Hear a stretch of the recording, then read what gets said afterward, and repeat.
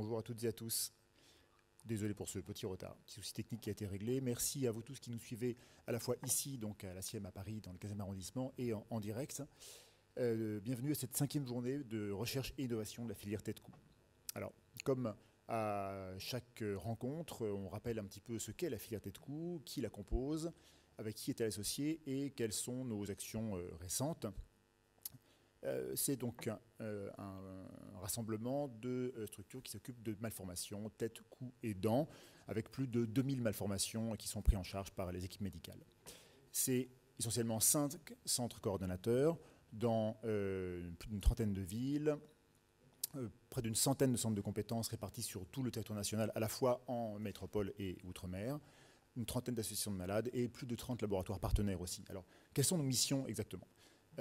Nos missions, c'est avant tout de coordonner l'action de 5 réseaux de référence, Aura pour les malformations dentaires, Craniost, les malformations crânio-faciales et les crâniosténoses, Spraton pour tous les troubles de la succion déglutition et toutes les séquences de Robin et apparentés, Mafas pour les malformations de la face et du visage, et Malo pour les malformations ORL rares. L'an dernier a eu lieu la relabellisation nationale de tous ces centres et nous avons eu la chance de voir tous nos centres validés et même de nombreux nouveaux centres validés et intégrés au réseau, donc avec un maillage national qui s'étend, qui sera encore perfectible lors de la prochaine relabellisation, mais qui est vraiment satisfaisant et qui permet une prise en charge étendue de tous les patients. Merci. Les 34 associations de malades qui travaillent avec nous et de leurs familles sont des partenaires essentiels avec lesquels on échange le plus souvent possible. Et je remercie donc les gens présents aujourd'hui et ceux qui nous suivent en direct. Je le redirai aussi, mais n'hésitez surtout pas à nous poser des questions en direct. C'est possible via le site. Donc elle s'affiche ici, on y répondra autant que possible. Et voilà, donc vraiment n'hésitez surtout pas, je pense qu'on y reviendra tout à l'heure. L'équipe de la filière, donc moi, Nicolas Le Boulanger, j'en suis le coordonnateur médical actuel, Myriam de Chalandel, notre chef de projet, notre équipe Analyse Latayud, Marie-Danielle, Fanny Relin qui nous a rejoint récemment, Alexandra Jiménez, Sonia Pavan, et bientôt 2 recrutements, effectivement, suite au départ vers d'autres cieux d'Inès Benaïssa et Semia Benjahed. Ces recrutements ont lieu très bientôt et surtout aujourd'hui, voilà, Ariane Berdal, notre attachée recherche, référente recherche. Merci beaucoup Ariane, tu as participé grandement à l'organisation de cette réunion aujourd'hui et je te passerai la parole juste après. Alors, nos missions, elles sont multiples, améliorer le parcours de soins, dynamiser la recherche, et c'est ce dont on va parler aujourd'hui, développer la formation et l'information des soignants de manière générale, et développer les coordinations européennes, internationales. Et donc, en ce qui concerne la recherche, c'est diffuser l'information, faciliter la connexion et les collaborations entre les différentes équipes de recherche, les cliniciens, les patients, leurs familles, favoriser le financement autant que possible, à la fois en finançant ce que l'on a déjà fait des projets de recherche, en les aidant, mais aussi en aidant à la recherche de financement externe, la réponse d'appel à projet, etc. Enfin, autant que possible, aider la collecte de données et d'aider qualitativement et quantitativement la recherche de données. Alors voilà un petit historique de nos actions en faveur de la recherche depuis presque une dizaine d'années maintenant. Dans le détail, en 2017, donc le début des veilles d'appel d'offres à la recherche avec la listing et le répertoire de tous les laboratoires partenaires qui n'a fait que s'étendre avec le temps, heureusement. En 2018, le premier appel à projet soutien à la formation. En 2019, le premier appel à projet Impulsion Recherche, donc on va en reparler juste un tout petit peu après. En 2021, les journées Recherche et Innovation qui se poursuivent et qui se développent, et donc on en reparle aujourd'hui encore. En 2022, on a commencé un podcast que vous pouvez trouver sur toutes les plateformes, Mots de tête. C'est une série de podcasts qui associe 3 épisodes avec un chercheur, un clinicien et un patient ou sa famille sur une thématique précise. Et donc voilà, je vous invite bien sûr à les écouter, les découvrir ou les redécouvrir. On balaye autant que possible toutes les pathologies prises en charge et actuellement donc il y a on y reviendra après, mais 13 épisodes disponibles et on prévoit d'autres saisons bien sûr. Enfin, en 2023, nous avons débuté grâce sous l'impulsion d'Ariane des webinaires, alors j'aime bien aussi distanciaires en français, la recherche en tête, une rencontre entre professionnels de courte durée le midi pour échanger sur un sujet précis en webinar Le premier épisode a été un succès et donc voilà, les suivants sont en préparation. Je vais y revenir un tout petit peu après également. Nos équipes de recherche, donc près d'une quarantaine d'équipes, de laboratoires et de réseaux partenaires. Ce qui est très valorisant dans ce type d'action, c'est par exemple, suite à la précédente journée recherche, de réaliser qu'effectivement, des équipes de recherche se mettent en contact, se rencontrent et réalisent quelles sont les actions et les recherches menées par des équipes non pas concurrentes, mais au contraire amicales. Et cette mise en contact et cette redynamisation de la recherche, c'est vraiment ce que l'on cherche à faire en fait aujourd'hui, hein, c'est faire connaître et se faire connaître. C'est vraiment une mission très importante. Alors, notre site internet, il est mis à jour très très régulièrement. Il est vraiment très bien fait en tout cas. On y met le maximum d'informations et il est vraiment effectivement tout à fait à jour. Alors, sur la recherche plus spécifiquement, donc c'est tedco.fr, hein, la liste des laboratoires de recherche avec leurs principales thématiques et les coordonnées bien sûr, la veille d'appel d'offres sur le plan national, hein, tout ce que l'on peut trouver qui effectivement relève de nos domaines d'activité est recensé et mis en ligne, les journées de recherche avec leurs thématiques et surtout tous les replays qui sont disponibles, hein, sans limitation de durée, et plus encore. Donc ce portail regroupe effectivement tous les acteurs, nos actions, les localisations, les coordonnées. Vraiment, je vous invite vraiment à aller voir et aller le revoir. Et encore une fois, toutes les présentations qui ont été faites dans les différentes journées, rencontres, etc. sont disponibles. Et donc toutes celles qui seront présentées aujourd'hui le seront également, bien sûr. Les webinaires, les podcasts. Donc le webinaire, j'en ai parlé tout à l'heure, la recherche en tête. Le premier épisode a eu lieu il y a un mois et demi, voilà à peu près.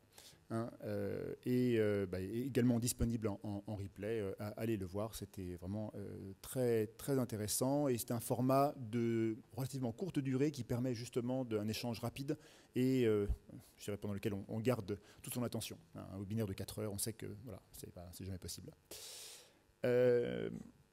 Tout est là, tous les posters, enfin en gros tout est en ligne, hein, c'est vraiment très important. Enfin, les congrès et la liste de toutes les rencontres nationales et internationales sur les thématiques qui concernent les différents réseaux. La page a été récemment mise à jour et maintenant tout fonctionne avec un moteur de recherche qui est un petit peu différent et qui est plus efficace en fait, puisqu'on peut faire des recherches par thématique, par lieu, par date et surtout par type de réseau en fait. Hein. Donc je vous invite à aller voir aussi, c'est mis à jour encore une fois aussi souvent que nécessaire. On peut chercher Craniost, Malo, Aurar, etc. Avec voilà, aussi des congrès qui sont les assises de génétique, qui sont en périphérie, mais en même temps que notre activité. Tout est disponible sur le site, avec des filtres, comme j'ai pu le dire juste avant. Ces journées recherche-innovation, c'est donc la 5e aujourd'hui. Elles ont à chaque fois eu un succès important et vraiment on vous remercie de nous suivre ici présentement et en direct. Et on promeut la recherche, on la fait connaître et encore une fois on suscite des contacts entre les chercheurs et les cliniciens, c'est vraiment le plus important. Ils sont rediffusés, je crois que je vous l'ai déjà dit. Les projets Impulsion Recherche, donc que là on a dû arrêter l'an dernier mais qu'on reprendra probablement, était visé à soutenir totalement ou partiellement un projet de recherche suite à un appel à projet. Ces appels à projets sont disponibles en ligne aussi, enfin l'étaient et le sont pour les autres notamment. Donc 300 000 € à peu près, plus de 300 000 € qui ont été injectés dans les systèmes de recherche. Et par contre, les appels à projets soutien à la formation, eux, continuent pour l'instant, avec également donc, les conditions qui sont disponibles sur le site, avec un appel à projet qui sera prochainement lancé, une formation pour les soignants médicaux, paramédicaux, pour les familles aussi, éventuellement, tout à fait, et les patients, de formation, de congrès, de formation courte, de séjours si nécessaire, de diplôme universitaire ou interuniversitaire. Et donc 10 sessions ont été faites pour l'instant, et bientôt, voilà, fin mars, on lancera le 11e appel à projet.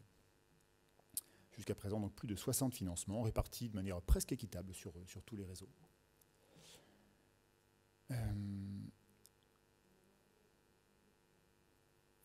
On diffuse autant que possible les formations, les congrès, on aide les financements des jeunes chercheurs et tout ce dont on a vend et tout ce dont on organise, co-organise et soutient est référencé sur le site, qui est encore une fois bien fait. Je crois que je vous l'ai déjà dit, mais j'insiste vraiment, c'est très important. Enfin, on soutient également des congrès d'associations ou de groupements partenaires, et donc jusqu'à 2500 € à peu près par événement en fonction des besoins. Donc n'hésitez pas à nous contacter pour qu'on en discute, tout simplement, c'est possible. Donc notamment récemment une conférence internationale sur le dysplasie ectodermique, effectivement, qui est une activité, on va dire, un petit peu à la marge de ce que l'on fait, à la limite plutôt qu'à la marge, mais en tout cas que l'on a soutenu de cette manière-là. Le podcast, je vous l'ai déjà évoqué, donc chaque mois une série de 3 podcasts, cliniciens, chercheurs, et malades ou patients ou leur famille. Voilà, plein de thématiques qui ont déjà été abordées. N'hésitez surtout pas à les télécharger sur toutes les plateformes disponibles sur Apple et Android. La 14e série est en tête. Recherche en tête, on l'a déjà évoqué aussi. Le premier épisode a eu pour thématique la reconstruction du visage. Donc c'était, oui, il y a 3 mois déjà en fait. Oui. Mais par contre, le numéro suivant donc, est en préparation. Les numéros suivants sont en préparation. Dès qu'ils seront aboutis et que les dates seront arrêtées, bien sûr, elles seront disponibles sur le site. On soutient toute forme de communication et récemment, les acteurs de la filière ont signé et co-signé, avec Ariane Barda, bien sûr, et Elisa Friedlander notamment, un numéro spécial donc, dans Médecine Science sur la recherche dans le domaine bucco-dentaire. Donc voilà, on communique autant que possible. Et 22 mars, symposium Aurar. On dira peut-être un petit mot tout à l'heure, ou pas, peut-être on verra en conclusion. 5-6 avril, un atelier donc Craniost qui aura lieu à l'hôpital Necker. Notez bien la prochaine journée nationale, le 18 octobre prochain, qui aura lieu à l'Institut Imagine. Et donc en mars 2025, la date reste à préciser, la future journée recherche et innovation. Voilà, vous pouvez cocher vos agendas dès maintenant. Je te passe la parole. Merci Ariane. Merci beaucoup Nicolas. Donc là, on va rentrer dans le thème de la journée. Recherche et innovation, ça veut dire qu'il faut effectivement avoir des idées concrètes chaque année. Et cette année, on a choisi de privilégier le concept de réseau. Le concept de réseau, c'est un petit peu la base de la filière, c'est un peu la base des CRMR. Et donc, l'idée, c'est de stimuler le transit, en quelque sorte, des données les plus fondamentales du patient et du patient vers les données plus fondamentales. Vous allez voir qu'on a eu le privilège d'avoir des personnes de renom venir nous rejoindre et nous donner leur témoignage d'activité en réseau. Et donc, ce que j'aimerais, c'est qu'on avance dans ce sujet-là. Et donc, je dirais que la filière pourrait être un réseau de réseaux. C'est-à-dire, en fait, réseauter, ça veut dire impliquer des réseaux qui, entre eux, un peu comme une toile d'araignée qu'on va construire. Et donc, aujourd'hui, on va mettre une pierre de plus dans ce réseau, dans ce maillage autour de la recherche. Donc, la thématique, elle s'est voulue large, comme vous l'avez vu. On a fait un appel à communication par principe depuis 2 ans qu'on a voulu libre, c'est-à-dire qu'emprisonner la recherche en donnant des axes thématiques identifiés nous paraissait une erreur. Donc, on a un certain nombre de posters.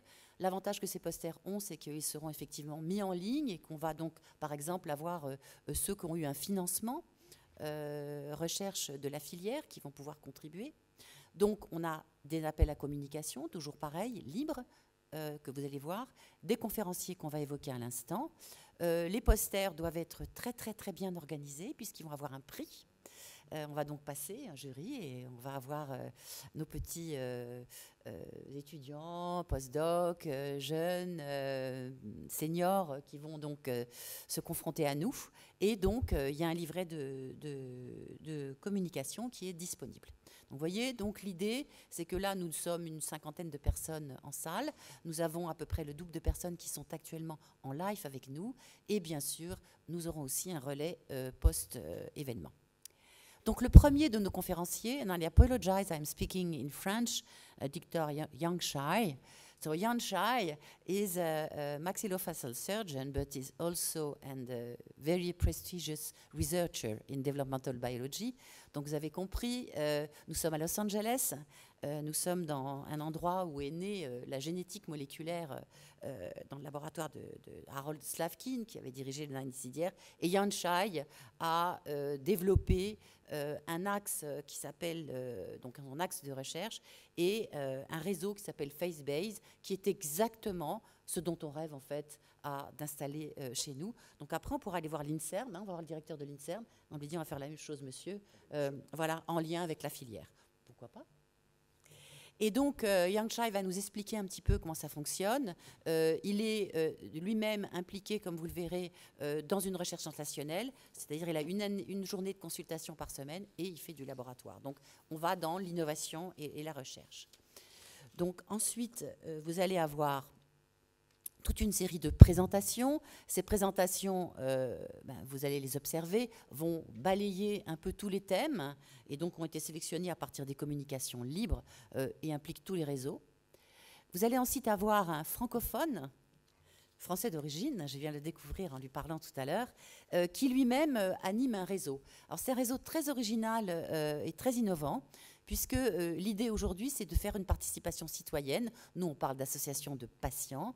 Et par exemple, dans son réseau, chose très amusante, il va enseigner aux chercheurs comment parler, c'est-à-dire, en fait, c'est les citoyens, les patients, qui vont enseigner aux chercheurs comment il faut envisager les maladies, par exemple. C'est un exemple, mais il y en a d'autres. Donc, c'est vraiment l'exemple même. Le Canada a un petit peu cette préoccupation, justement, d'une fluidité importante entre l'usager et le professionnel. Et vous verrez qu'il a un témoignage très intéressant. Et je pense que le thème des maladies rares intéresse le Québec aujourd'hui. Et l'avantage du Québec, c'est qu'ils sont plus anglophones que nous, puisque par nature, ils sont bilingues, alors que nous faisons un gros effort pour parler anglais. Donc ensuite, vous allez faire une petite pause déjeuner. Vous avez le droit de vivre un peu aussi, de vous ressourcer pour aussi, je n'avais pas insisté, pour aller voir les posters, c'est important. Les gens se déplacent et il faut discuter. On va ensuite animer une table ronde pour justement, comme je vous le disais, la filière veut faire un réseau de réseaux. Donc c'est ce qu'on va envisager avec nos interlocuteurs et Irène Mathiesen, qui est aussi la troisième personne qui va arriver, qui coordonne le réseau européen qui chapeaute notre filière à un niveau transnational, international. Vous aurez aussi ensuite toute une série de communications, dont certains correspondant à des financements, et vous aurez ensuite Irène Mathiesen.